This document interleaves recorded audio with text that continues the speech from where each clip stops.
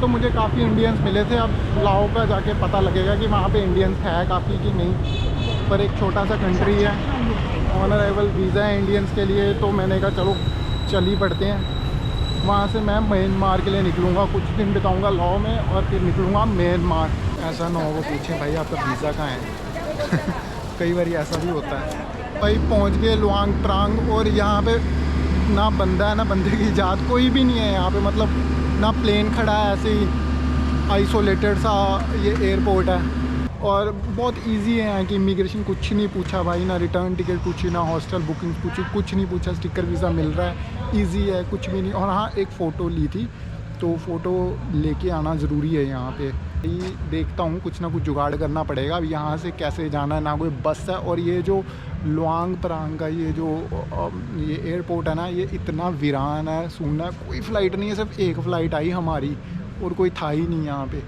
तो बेकार ही है यार यहाँ का सिस्टम ना यहाँ कोई ट्रांसपोर्ट लग रहा है मुझे, कोई जुगाड़ लगा के जाना पड़ेगा कहीं ना कहीं।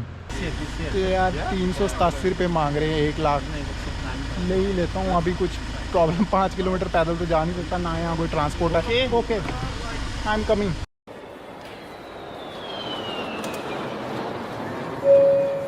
तो मैं आज निकल पड़ा हूँ लाओस के लिए, और अभी टाइम हुआ है 2:10 और फ़्लाइट है मेरी 7 बजे की। 1 घंटा तो मुझे एयरपोर्ट तक पहुंचने में लग जाएगा यहाँ हनोई से।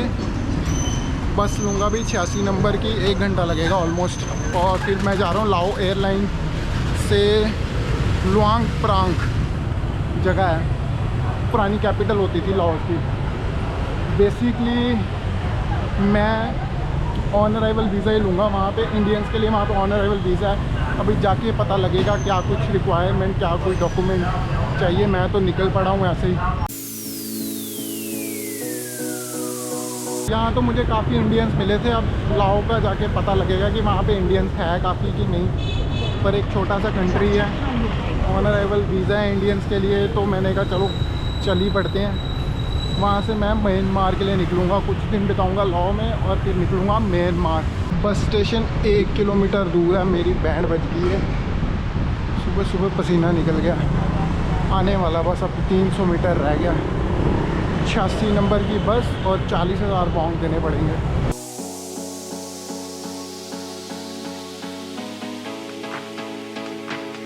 वो आ गया बस स्टॉप।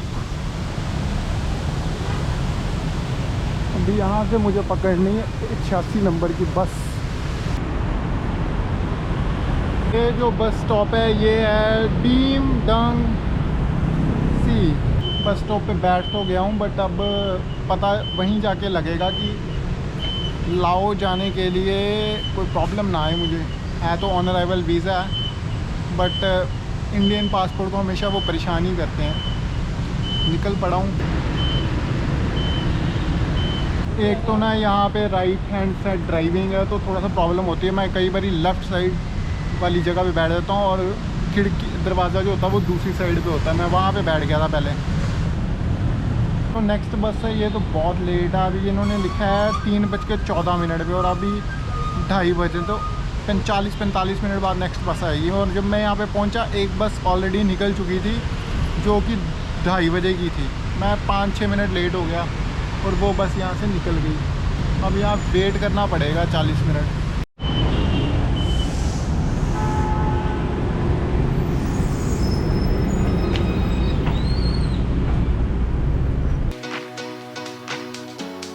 बेसिकली मैं एयरपोर्ट पहुँच गया हूँ और अभी 3:45 हो रहे हैं। तो मैं पहले ही आ गया, आधे घंटे पहले ही यहाँ पे। अभी टूरिस्ट इन्फॉर्मेशन से पूछा तो वो 4:15 पे कह रहे हैं कि ओपन होगा काउंटर। तो मेरे को कहीं बैठ के वेट करना पड़ेगा। अभी जस्ट लाइक बोर्डिंग पास लूँगा उसके बाद, और फिर लॉन्च देखूँगा। अगर लॉन्च यहाँ पे कोई हुआ, लॉन्च तो होगा, ज़रूर होगा यहाँ पे। खाऊँगा पीऊँगा कुछ, वहीं से मेरा डिनर हो जाएगा। तो जब भी आप कहीं पे जाओ सबसे पहले टूरिस्ट इन्फॉर्मेशन पे पूछ लो कि काउंटर कितने बजे ओपन होना है। जनरली काउंटर 4 घंटे में ओपन हो जाता है पहले ही, बट यहाँ पे मैंने देखा 7:15 की फ़्लाइट है तो 3 घंटे पहले ओपन हो रहा था। ऐसा ना हो वो पूछें भाई आपका वीज़ा कहाँ है कई बार ऐसा भी होता है, बट समझाना पड़ेगा उनको कि भाई ऑन अराइवल वीज़ा है, कोई दिक्कत नहीं है। और मेरे सामने यहाँ पे बैग रैपिंग चल रही है, ये देखो।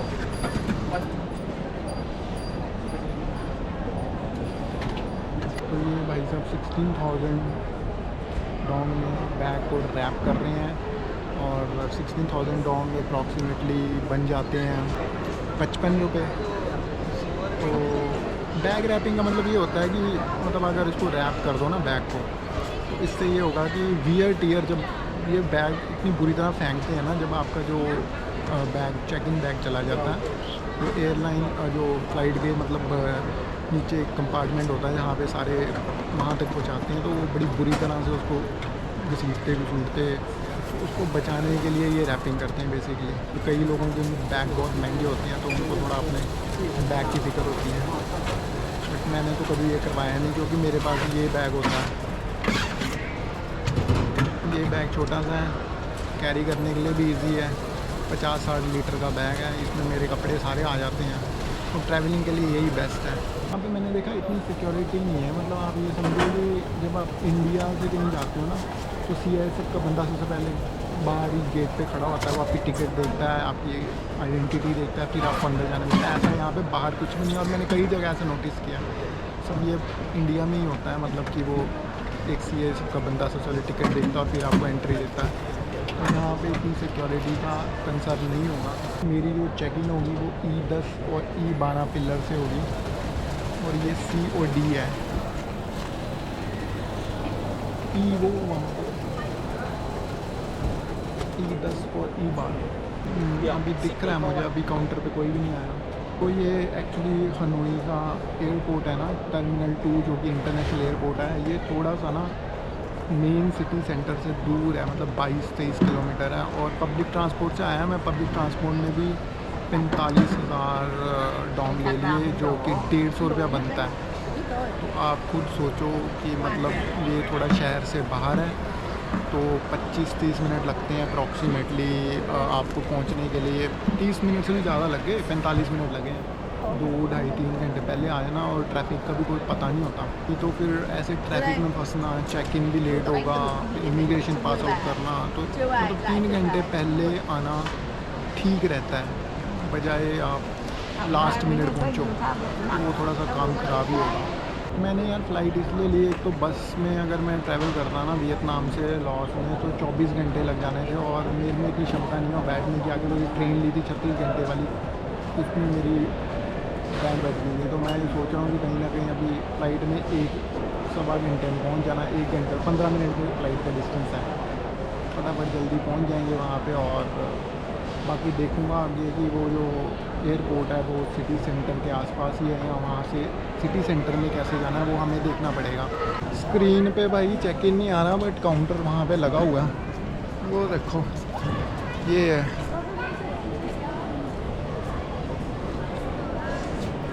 पता कर लेते हैं ओपन हुआ है कि नहीं हुआ, वैसे कोई बैठा तो है, पता करना पड़ेगा। ये है लुआंग प्रांग QV 314।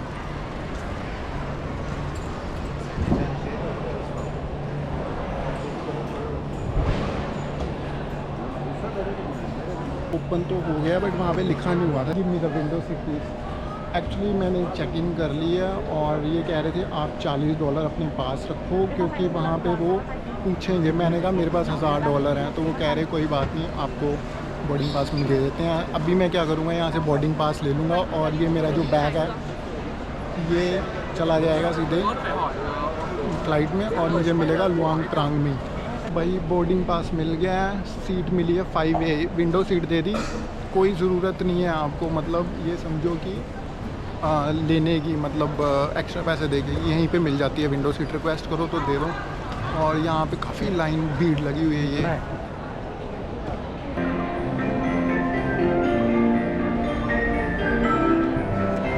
यहाँ पे मुझे काफ़ी इंडियंस दिख रहे हैं, तो कोई फ़्लाइट यहाँ तो इंडिया जा रही है, यहाँ कोई ग्रुप जा रहा है पूरा इंडियंस का ना।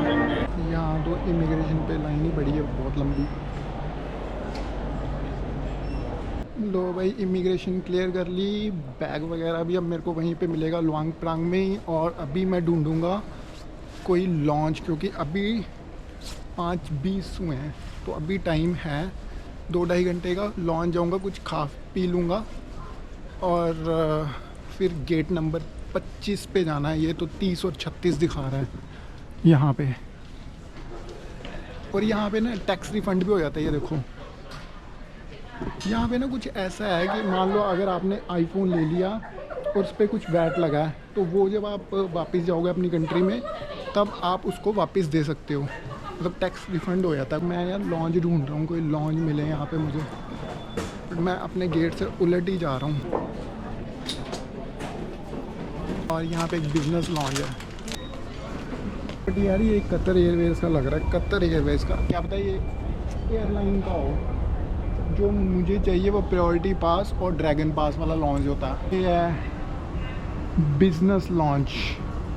जो अभी मैं ये लॉन्च में था ये वाला, ये एयरलाइन का लॉन्च है। और जो मेरे पास प्रायोरिटी पास और ड्रैगन पास है वो कह रही है गेट नंबर 29 के पास है। यहाँ तो पहले ही बहुत लोग हैं। तो मैंने देखा लोगों ने प्रायोरिटी पास पकड़ा हुआ है, तो यही वाला लॉन्च है, लोटस लॉन्च। यहाँ पे आपका प्रायोरिटी पास और ड्रैगन पास दोनों ही चल पड़ेंगे। तो यहाँ पे भीड़ बहुत है, देखो।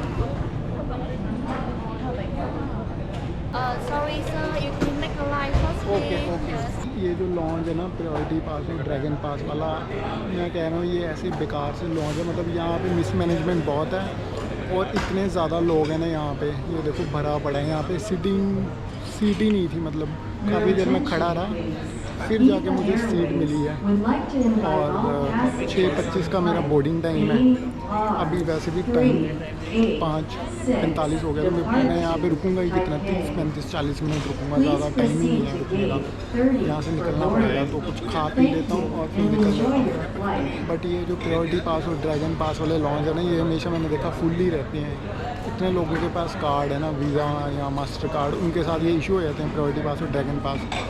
और जब फ़्लाइट्स एक साथ इकट्ठी डिपार्ट करनी हो तो लोग यहाँ आके खाना पीना और टाइम स्पेंड करना ठीक समझते हैं, तो ये भरा रहता हमेशा। मैं पहले जिस लॉन्च में चला गया था वो बेसिकली एक बिज़नेस लॉन्च था, और वो सिर्फ और सिर्फ उनके लिए था। सिंगापुर एयरलाइन था ही और कुछ एयरलाइंस के लिए था, जो जिन्होंने बिजनेस क्लास टिकट ली थी उनके लिए था, बट वो खाली था। फ्लाइट यहाँ मेरी जो पहुँचेगी वो पहुँचेगी 8:15 पे। फिर फटाफट इमिग्रेशन पे जाना पड़ेगा, ऑन अराइवल वीज़ा वाले काउंटर पे जाके वीज़ा लूँगा। तो आज थोड़ा लेट होऊंगा, बट मैंने booking.com से जो मैंने हॉस्टल बुक किया, मैंने उनको मैसेज कर दिया था कि मैं लेट चेक इन करूँगा। तो मतलब आप ये समझो कि मेरा जो चेकिंग टाइम है वो लेट ही रहेगा। तो मतलब मैंने उनको पहले मैसेज करके बोल दिया था कि भाई साहब मैं लेट आऊँगा। तो उन्होंने बोला कोई इशू नहीं है सर, आप आराम से आ जाना, कोई बात नहीं। बट पहले मैसेज जरूर कर देना, क्योंकि booking.com से ना कंफर्म बुकिंग नहीं हो पाती है। और अगर आपकी जो बुकिंग है वो बेसिकली मतलब नॉन कन्फर्म्ड है या पेमेंट का ऑप्शन नहीं आया, हमने पेमेंट करके नहीं, तो वो ज़्यादातर क्या करते देखते हैं 4-5 घंटे तक आया नहीं है कोई, तो वो क्या करते हैं साथ के साथ वो कैंसिल कर देते हैं और किसी और को दे देते हैं। तो पहले उनको मैसेज करना बहुत ज़रूरी रहता है। ये देखो मैंने क्या कुछ लिया है, बनाना, टोफू, स्प्रिंग रोल, सम सैलड और बॉइल्ड पोटैटो। तो मैं वेजिटेरियन हूँ, यहाँ पे वेज यही है और इंग्लिश में लिखा हुआ है, शुक्र है, तो आसानी से पता लग जाता है क्या कुछ खाना है। बोर्डिंग हो चुकी है और ये समझो कि 20 मिनट लेट किया है इन्होंने ना। फ़्लाइट में मेरे को लगता नहीं कोई भी इंडियन है। अब वहीं पे जाके पता लगेगा कि कैसे ऑन अराइवल क्या वीज़ा क्या फॉर्मेलिटीज़ करनी पड़ती हैं। कम है लोग यहाँ पे, ज़्यादा लोग है ही नहीं है।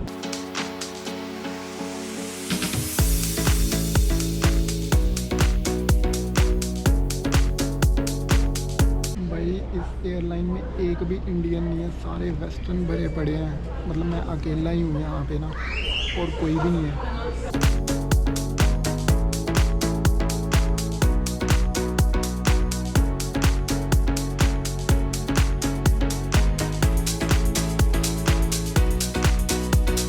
भाई ये तो छोटा सा प्लेन है, मतलब उस साइज़ का, बड़े साइज़ का प्लेन नहीं है, छोटा सा ही है प्लेन ये ना।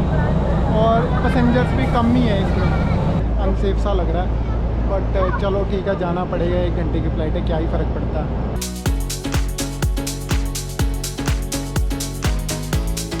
इसमें सिर्फ 80 लोग ही बैठ सकते हैं।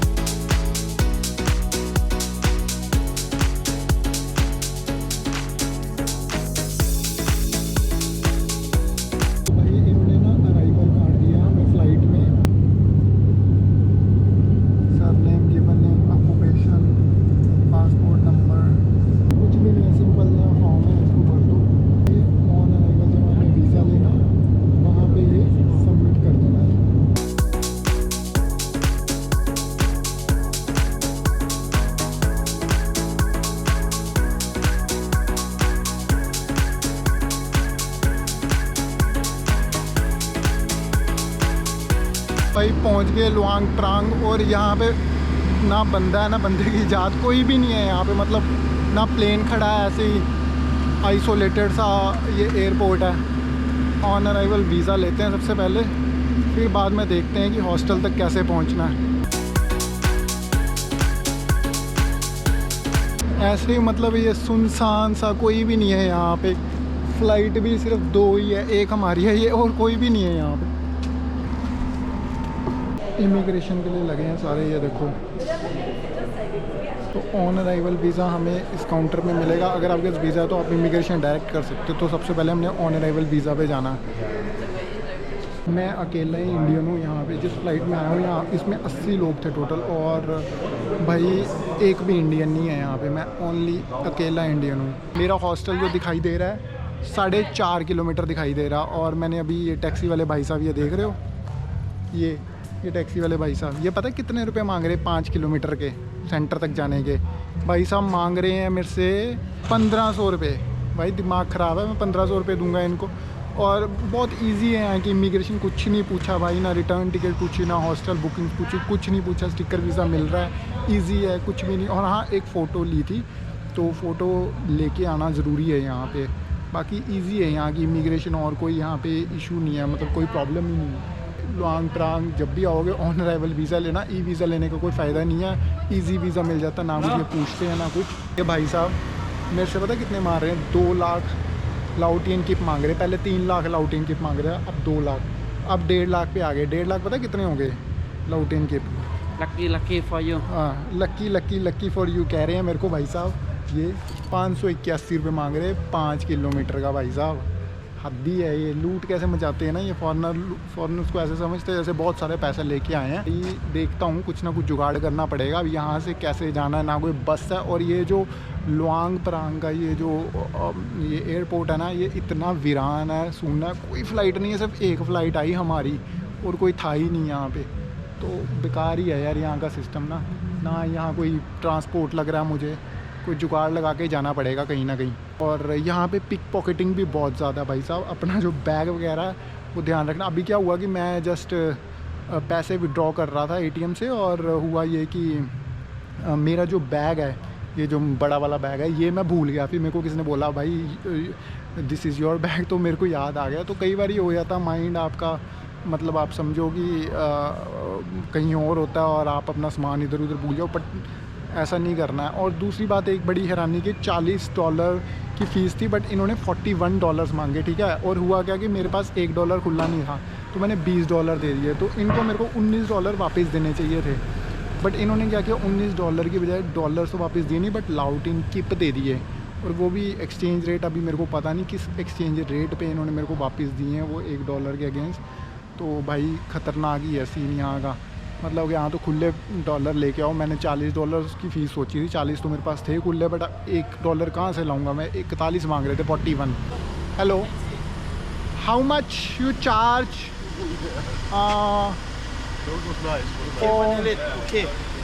How much?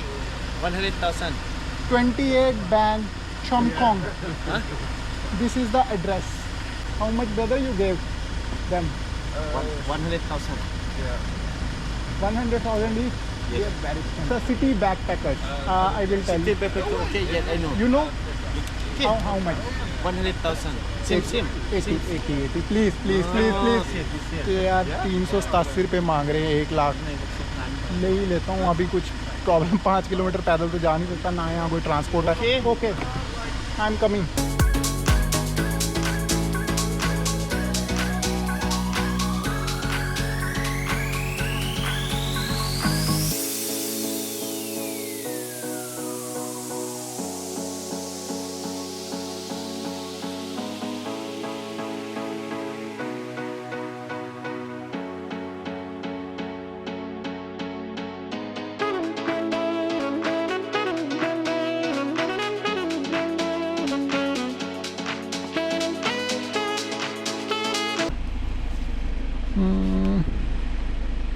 Oh, Yes. okay. Take care. Good night, brother. Good night. See you. Bye.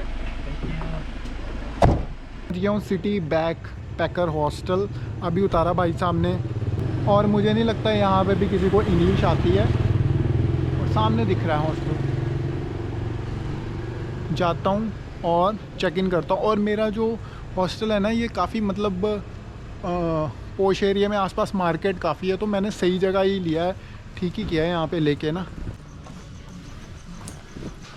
तो ये है बान छुमखोंग। Okay, this one.